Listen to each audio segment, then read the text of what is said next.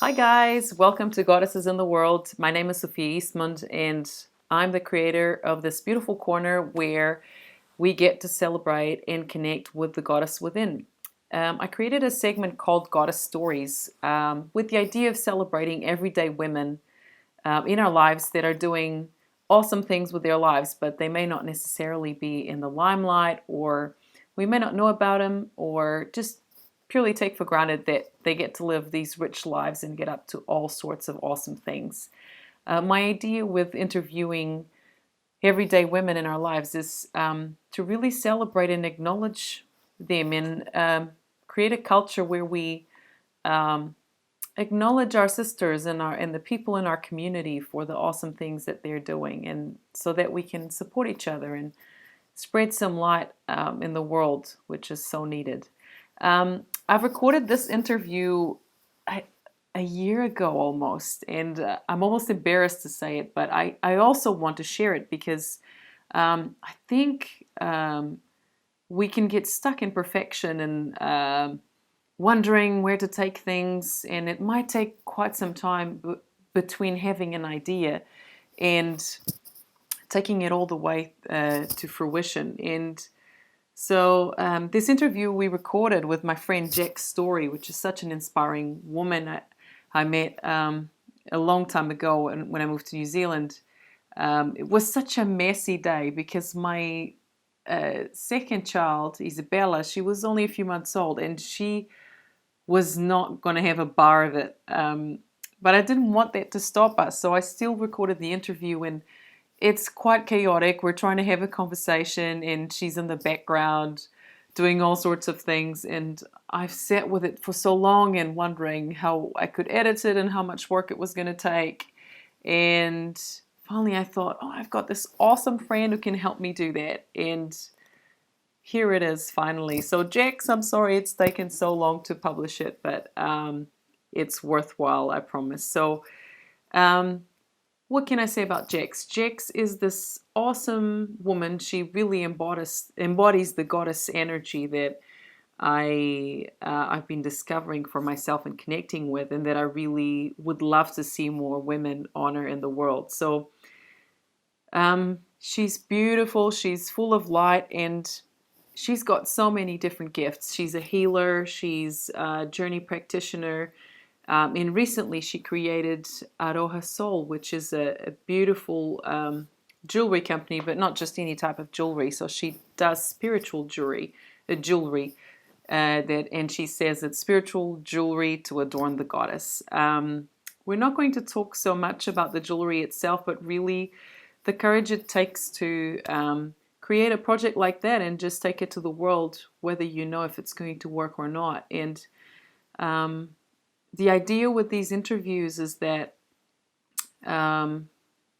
each of us gets a little bit more courage from each other to take our projects where they need to be, even if they just see the light of day without any bigger agenda than that. So I hope you get inspired, and I also hope you take something out of witnessing the chaos it happened on that day, because it has certainly helped me learn a lot, because I think a lot of us women get so stuck in perfection, and yeah, I see for myself that I hold on to things for longer than I should. So without any further delays, I'll leave you with Jax, and I'd really love you to tell me what you get out of this interview.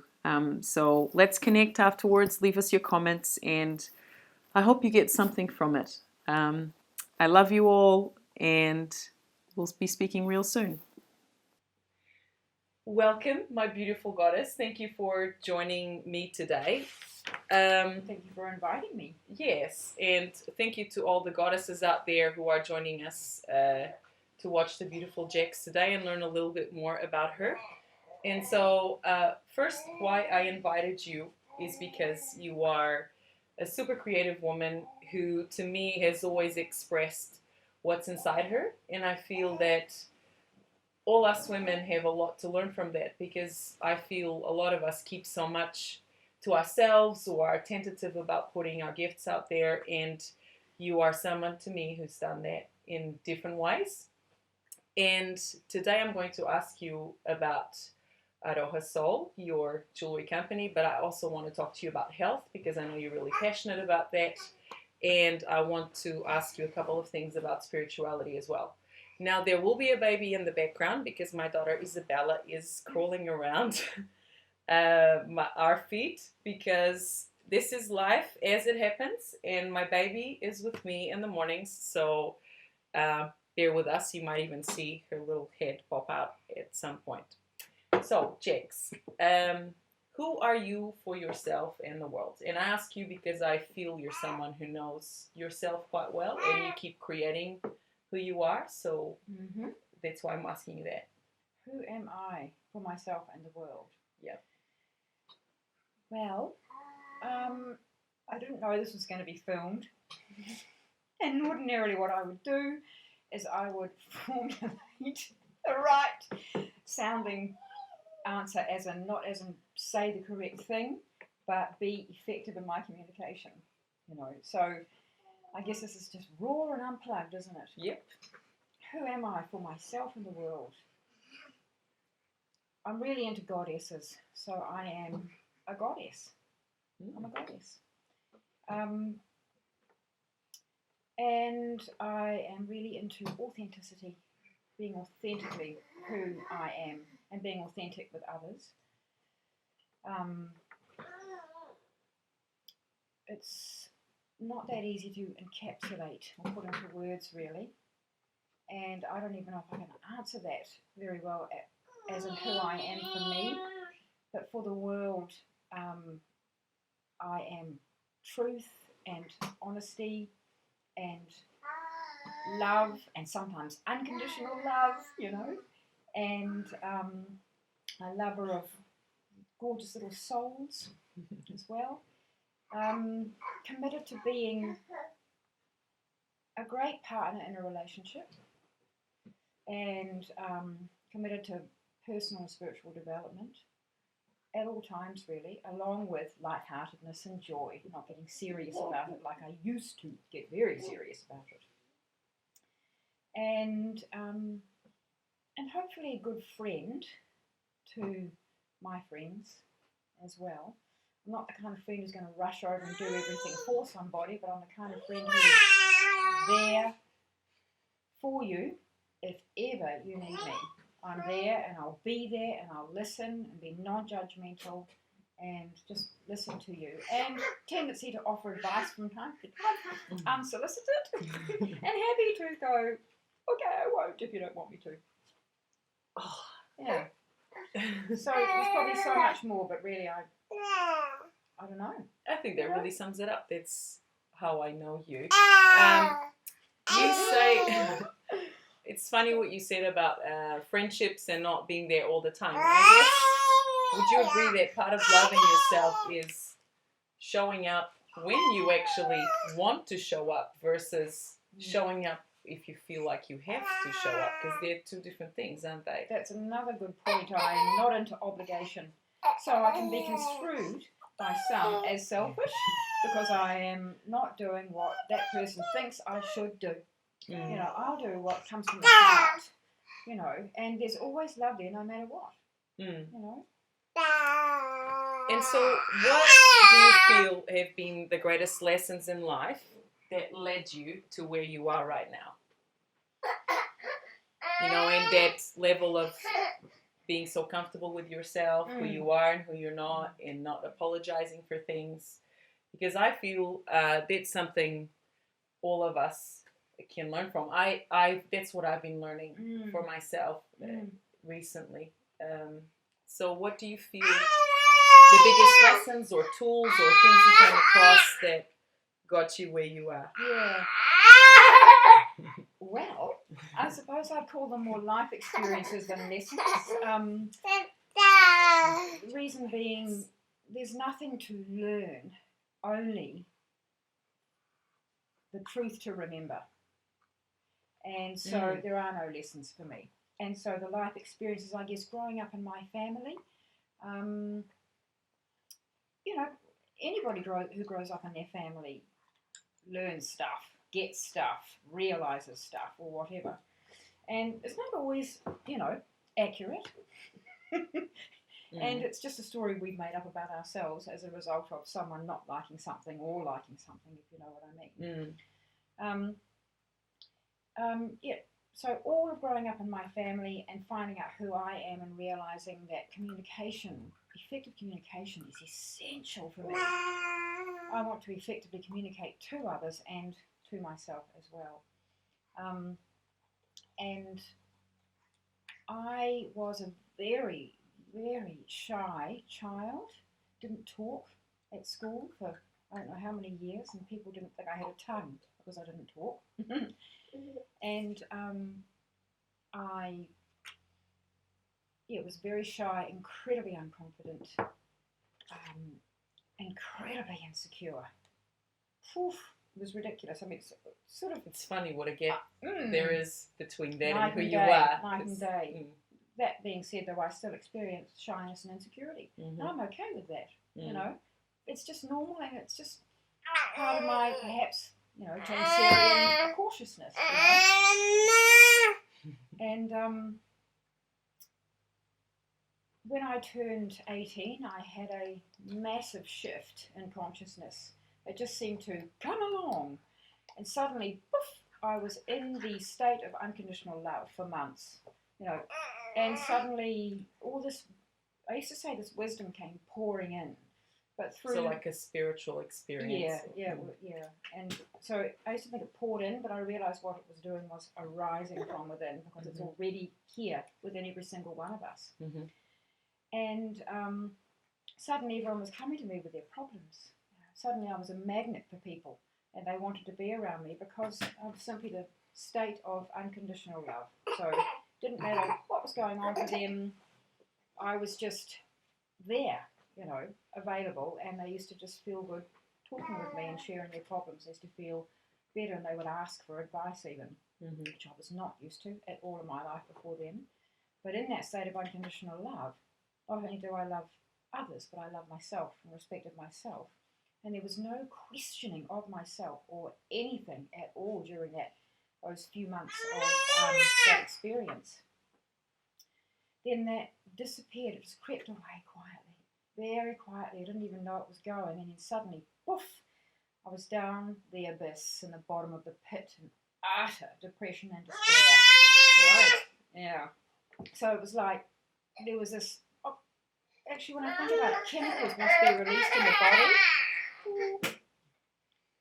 Sorry, I am listening. I'm just that's all right. No, entertaining the baby. No need to apologise. I mean, she actually is important, and she's just being herself. Chemicals must be released during those states of spiritual high, or whatever you call them. And then when they disappear, there's an emptiness. Like people who take drugs to get high, and then they don't take them anymore, and they're really low. So I guess a whole lot of other chemicals came flooding in. Anyway, I've had several of those experiences in my life of suddenly a spiritual experience would take place, and I would be in bliss, actual bliss and unconditional love for months, and then that would disappear again. It just creeps away without my even realising it's creeping away. They've contributed hugely to my life. And finding, or I wasn't looking for, but found a spiritual teacher, and I had this massive awakening at that point. And I wasn't even looking for one. I didn't know I was looking for one. And she came along, and it was just, that was super powerful, and my life's never been the same since. But before that happened was having a child at 28. My son Israel, who is just been such a teacher for me. It's okay, baby. It's okay. Yes. Chew on the mouse. That's right. Yeah, your saliva all over it. So we're back. You were sharing about motherhood. So your Israel was probably a baby a while ago, but you probably remember moments like this. Yeah, I do, but the winter problem. Yeah, because I was devoted to being a mother, as you are, and I wasn't working because I was on my own with Israel. And he became an absolute breeze to raise. He was quite a grizzly baby, and so much so that my brother-in-law nicknamed him Grizrail. So now Andy still calls him Grizz for short. Right. And then he stopped being grizzly, and he was the most ungrizzly child. He was a breeze to raise. Mm-hmm. Oh, thank you, Grace, for giving me an easy child as a mother of my own. Yeah. So what else? What else? So you feel those were the key lessons probably that made you evolve? Yeah. Growing up in my family, whom I love, of course, in my family. And those spiritual experiences, being a mother, that incredible spiritual path, and just life, just growing and evolving. And because I'm driven to spiritual and personal development, I'm driven. It's just a part of who I am. To find who am I? Why am I here? Why are we here? Why this? Why that? Why are they doing that? I wonder why they're doing that. Gosh, I wonder what they're feeling. All this kind of thing. You know? And so, Aroha Soul, how was that born? Because that's an expression of who you are now and this stage of your life. Yes, it is. Yeah. Yeah. So tell me how it all started and how you got the idea, and mostly how did it go from just being an inkling or something you liked to actually becoming your jewelry company. And I would like you, if possible, to tell me the good, bad, and the ugly, because I think we read all these glossy stories and then we see the glossy websites, but we miss the mess of the start, which I guess this is my mess and my start, and I'm sharing it for a purpose, which my old self never would. Yeah, because, perfection. Exactly. So tell me, what was it like for you, like really? Yeah, really. Mm-hmm. Not all that messy. First, tell us about what it is, because I think Soul. people need to see your beautiful jewelry Thank you. and know about it. Well, just as well I dressed up for the interview because I didn't know it was going to be on film. Aroha Soul is a spiritual jewelry range, and I really only make what I feel drawn to make. I'm not going to provide what the public wants. Mm-hmm. I'm creating, and anybody who wants a piece can claim one for themselves. You know what I mean? Mm-hmm. I've been involved with creativity for so long. I used to make dream catchers, beautiful dream catchers. I used to make other beaded jewellery. And then I had another go at some other kinds of jewellery that was more kind of contemporary and made from metal and leather. And then from that spiritual path I was talking about, I was introduced to malas. And a mala is a specific number of beads threaded on something that you count mantras, with which you count mantras.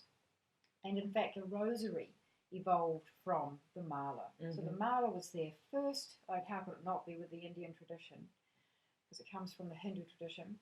And the church claimed the rosary and created their beautiful pieces as well. And I may even make rosaries too, but I haven't made any yet. If I'm inspired, they'll come. And when I saw my first mala, I knew that I wanted to make some. And it took me, how long has it taken me? 20 years to finally do that. Wow. Yeah, it took 20 years to finally, it's time. Like I was given like a prompt, it felt like quite a while ago. And I knew it would happen eventually. And then finally, the time came, and I already had lots and lots of beads from the original prompt years before, and started making malas. And everything that's on my Aroha Soul website is everything that's been produced so far. And Aroha is a Maori word, because I'm a New Zealander and I'm part Maori, not that you can tell by the looks of me. And do you want that? Oh. And is it still filming? And it means to have compassion, to have love, that kind of thing. And a friend said to me, you really need, why don't you go for a more New Zealand name for your company rather than Bliss Ananda, which is what I'd called it. Mm-hmm. Ananda means bliss, so it was really the bliss of bliss. Ananda means the bliss of. So it was the bliss of bliss. Mm. But people couldn't pronounce Bliss Ananda. They didn't see the Ananda. They'll go Bliss Under. Right. And I thought, well, we can't have that, you know. You remember those days? Yeah.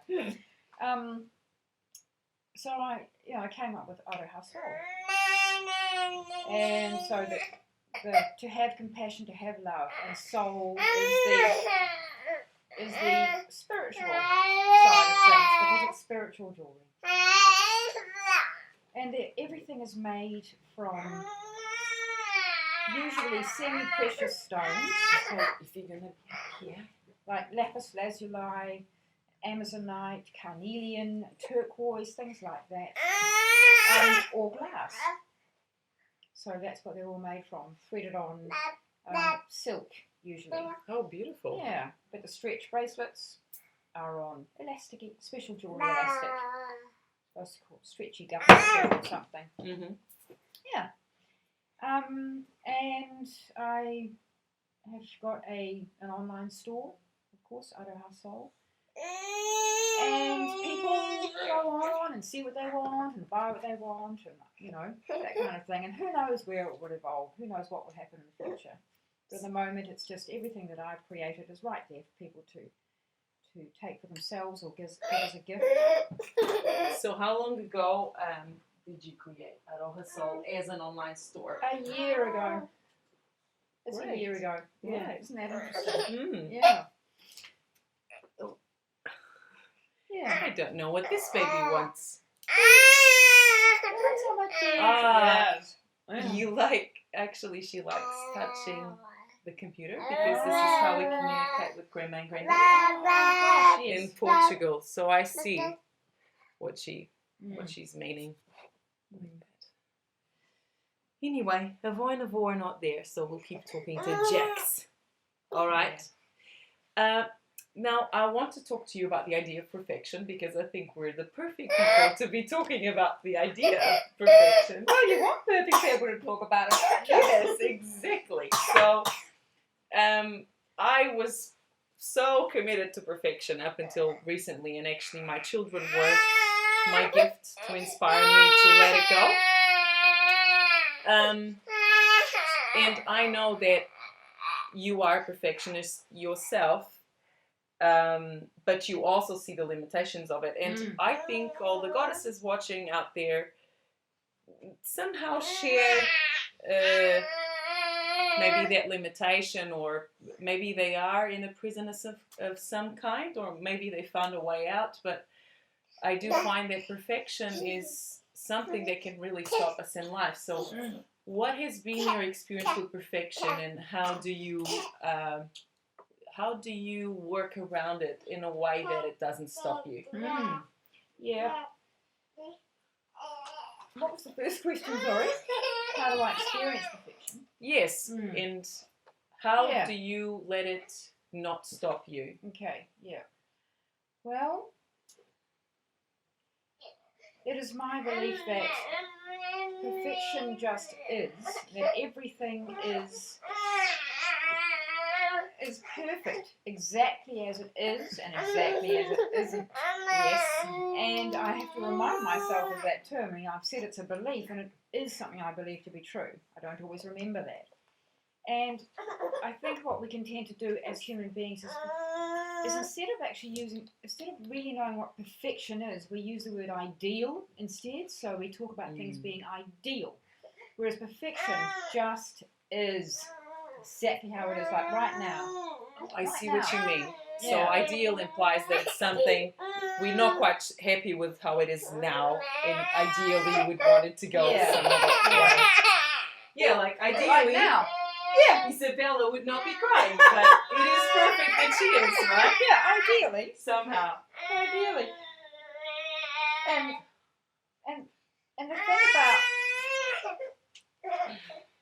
the thing about ideal too is the word idea is in there. So it's all from the mind. The mind is going, it should be like this. And idea can have a real should behind it as well. It should be like that. It shouldn't be like this, you know. I need it to be like that, not like Okay, this. look, we're gonna go to Yep. the. This is what goddesses do. Yes. Oh, yes. mummy. This is it. Of course, that's what they want. Yeah. I don't know why I didn't think of that. Oh, yes, Ideally, I would have. So how do I? So because of the way that I see perfection, it allows me to just let things be the way they are, and I catch myself feeling annoyed if, like, look around my house. I go, oh, I haven't dusted there. I haven't dusted for so long, or I haven't vacuumed, or oh, there are dishes on the bench, or Jamie's side of the room is a bit of a mess, you know. And matter of fact, so is mine a bit of a mess too, and you know, stuff like that. Like, ideally speaking, I'd love my house to be immaculate, but it isn't. But it certainly looks really cool, and it's people won't come in and go, oh, what a horrible house. That is for sure. It's a real home. It's a real home. And there are areas that need tidying, but so what? You know, and that's where I can be perfectionistic, though. Is only in my head, though. And so how do you get to the so what? Like, what have been your tools to get you there? Because I remember a time for me where so what wasn't a real so what. Do you know what I mean? It would come with it was annoying. Yes. There was annoyance, irritation, uneasiness. You know, you can feel uneasy with all of that there. And so I don't know how I deal with it. I suppose I ignore it from time to time, you know. And I do something about it. Just do it. Tell myself, just do it. I think about, you know, this is probably going to take 10 minutes. Why do I keep putting it off, you know? So I get the impact of procrastination. When I get the impact of procrastination, I can deal with it then. I can deal with that thing that isn't perfect or whatever. And I also remind myself of how good it feels to complete a task.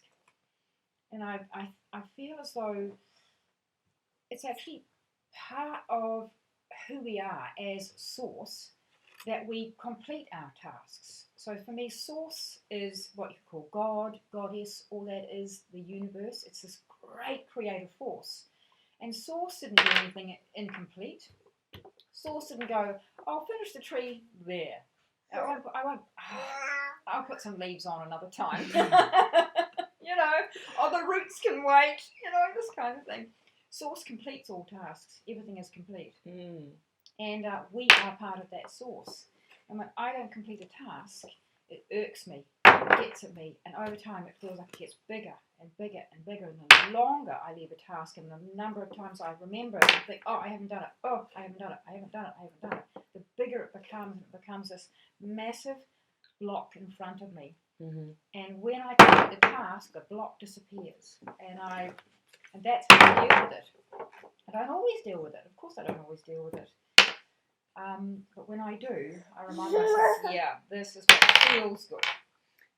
That's a good way to go about it. You know, I've got a friend of mine who, Nathan Seward, he's quite inspiring, but he said to me, you know, about any of our gifts or anything we feel like doing, it's like we carry the answer to someone. Like it's like you're in the desert with the last little bit of water in your backpack, and then you go, you know, someone really needs it, and you find someone who needs it. And you go, oh, I don't feel like it today. I'm a little bit, you know, I'm a little bit. And there's a little bit of an element of that, isn't there? Especially when it comes to our purpose and what we're meant to be creating in the world. It's like we carry the water, like, say, your jewellery. If you had kept it inside you, no one else who really needs it and will benefit from it would ever experience it, right? You like, because you didn't feel like it, or you put it off, or you... Which I was doing, putting it off, which is okay, because it came about when it was meant to.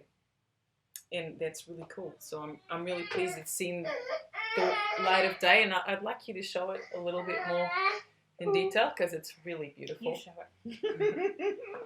It's just so delicate and intricate, so I can really see the the whole beauty and detail in it. So it's, and obviously the quality of the beads as well. Yeah. And you've got some beautiful bracelets as well. Yes, thank you. I'm about adorning the goddess, and it's Aroha Soul, adorn the goddess. Mm. And so that's what these pieces are. They adorn the goddess who is already there. Beautiful. I love that. Thank you.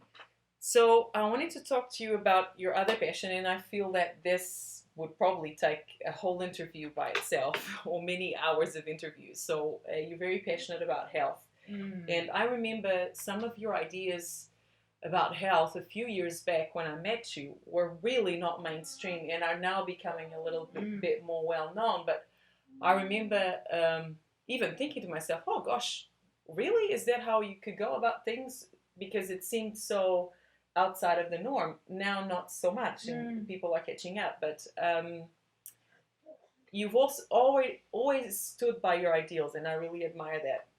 And obviously then you see that people start seeing things a little bit later when you had already seen them. So even though there be many things, and I know that, so what are some of the key things, maybe 5 things you wish people knew about their health and how to look after themselves? Okay, in no particular order. Our bodies, you know that saying, you are what you eat. Well, we aren't so much what we eat, our bodies are what we eat. Right. So our bodies are a result of what we're putting into and onto them. So therefore, when we feed ourselves with,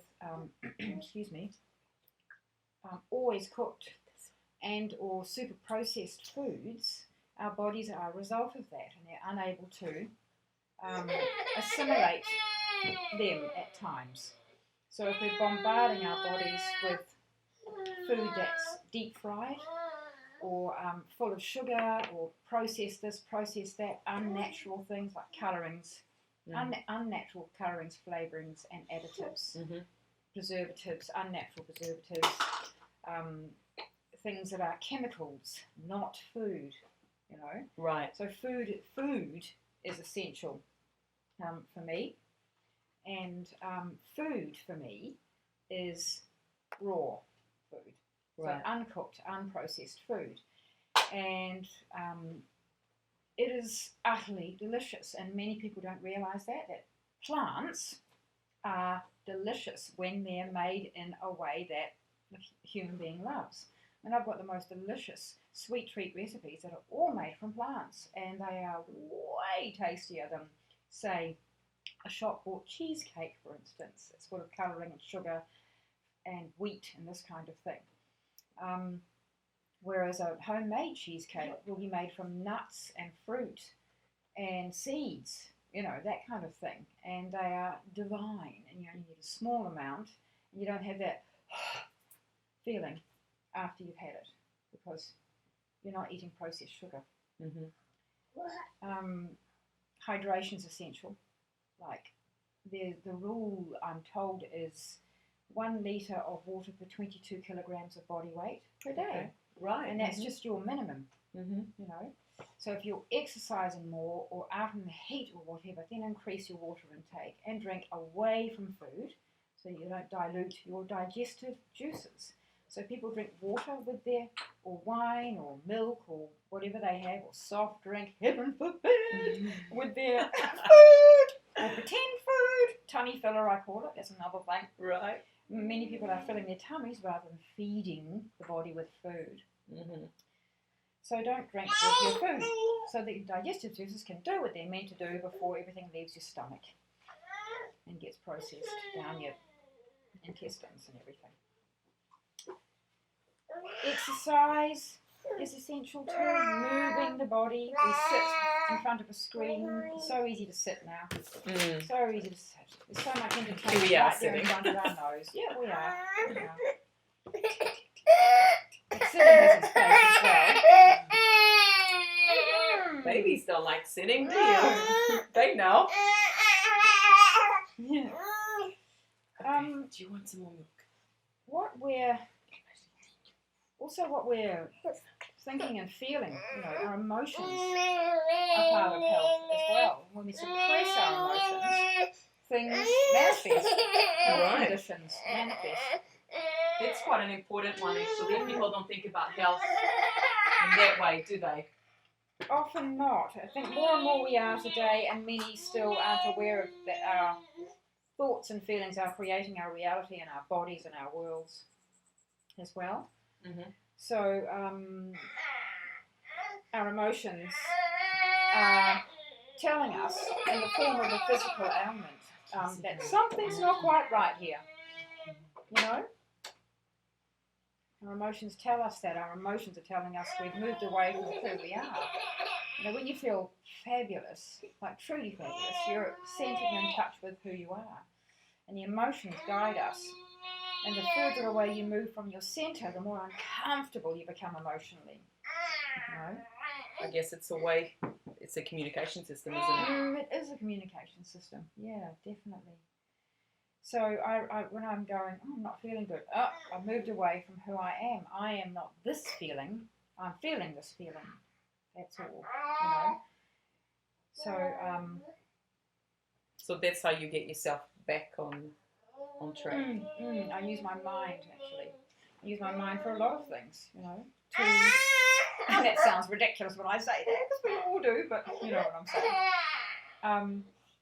I remind myself, I moved away from who I am, and I start to look for things to appreciate around me. The blue sky, the sunshine, love and friendship, little children. You know, my jewellery even, you know, makes me feel good and beautiful and lovely. And breathing. I do that, and that's also important. Breath is important as well. Mm. So I feel like I'm jumping all over the place, but you know, I'm just saying. No, it's making sense. And yeah, and being easy on myself, kind to myself. So what? I stuffed up, you know. Don't we all? You know, it doesn't matter. That's a great point. Yeah, a lot of suffering comes from our inner talk, doesn't it? Totally comes from that. It all comes from that, actually. What you're thinking and feeling about something. Yeah. Who's a gorgeous? Hey Grizzly, are you listening to what health is like? You're normally not Grizzly, I don't know. I think you just want to be part of it. I tend to do that. Children, they grizzle around me. No, it's the computer. Yeah. Isn't it, baby? It's wanting to be involved. Yeah. What were we saying? So the five things you wish people knew about health. I think I covered 5 really, and like, you know. I know you could food, carry on. I could. Food, emotions, water, you know, hydration, sunshine. Stop being afraid of the sun. You know, like, notice how good you feel when you are in the sun. And don't overdo it in the sun, but get some sun whenever you can. Get some sun. Half an hour. I even do that with my children, you know, early morning, because I know, you know, people are quite concerned about children in sun. And of course I am too, within reason. But it's not a problem early morning. They can just go without hats on and without sunblock on for a little bit. And if you're going to use sunblock, use the natural stuff, not the carcinogenic, toxic stuff on their skin, which is being absorbed in their cute little systems. You know? That's again another area you could probably really go into about what the things we put in our skin and our body do to us. Yes, so I feel that we need to wrap up. And again, I could talk to you for hours, and I feel that people really need your wisdom. But so what is something you wish every woman would know? I know it's a hard question, and again, I'm not singling out the men because I love the men in my life, and men are wonderful. Yes, they are. Where would we be without them? Exactly. They're beautiful beings, and they also have been at the impact of what's going on in the world. That's right. Yeah. But I do feel that us women know about what each other are going through, right? So a lot of that, what do you wish every woman would know? Or was, I guess we're born knowing, but what do you wish every woman would remember as they grow up? About themselves? Yes. Or the world, or... Yeah, all right. It would be Like, what do you wish your little self Mm. would have remembered all the way through life? Yeah. That's a good way to think about it. Everything is one. By that I mean everything actually is God, grace, the universe, the goddess. And we are all worthy of love. And where love begins is by loving one's self. Remembering who we are, being kind to ourselves, gentle on ourselves, laughing at ourselves. To love oneself. We're all one, everything's connected. Love oneself. Beautiful. So look, I think I would love to keep talking, and I feel that there are lots of areas that you can empower people around, and there's so much knowledge you carry. So if people wanted to ask you any questions, could they send you an email, or about health, or because Absolutely. As you know, I'm passionate about vibrant health through natural means. First, I think everyone needs to check out your website, so the Aroha Soul website. So would you like to leave your contact details? Sure. Do you want me to say that now? Say that now. The website, I'll spell it for you. and the email address. Yeah, Aroha Soul, which is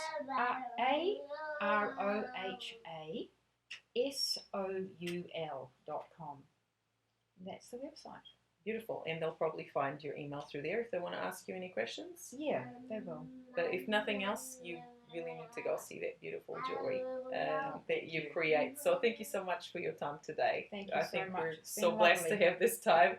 There's a lot of background noise with our little baby here, but again, that's how life happens, and I wanted to The life of a goddess. really show what it's like. No Yeah. point pretending it's something else. So another time, though, we will do it without so many interruptions. So maybe we'll explore a little bit more about health or Definitely, as another I topic. definitely have more to share around that, as you know. Yes. Yeah. Okay. Thank you so much, and I'll see you guys next time. Thank you too.